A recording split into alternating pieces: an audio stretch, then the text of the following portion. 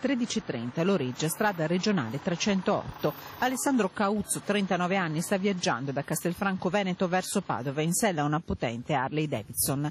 Da Padova in quel momento arriva una Renault Clio grigia, a bordo 4 giovani rumeni. Inutile ogni tentativo di frenata, all'altezza di una semicurva in località Boscalto. Terribile lo scontro tra i due mezzi. Sbalzato dalla moto, Alessandro Cauzzo prima sbatte contro il guardrail, poi dopo un volo di una decina di metri finisce nella scarpata. Per il giovane, residente a Castelfranco Veneto, non c'è nulla da fare. Il suo corpo viene recuperato privo di vita, accartocciato tra le lamiere di quello che resta della Clio. I soccorritori, subito giunti sul posto, estraggono anche il conducente dell'auto, un rumeno di 29 anni.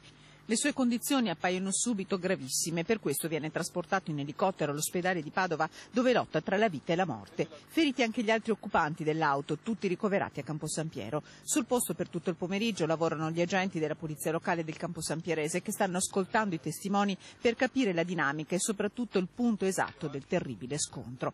Per tutto il pomeriggio chiusa la regionale, riaperta solo intorno alle 18. Una strada stretta che invita alla velocità, che si trova a fare i conti con un nuovo lutto.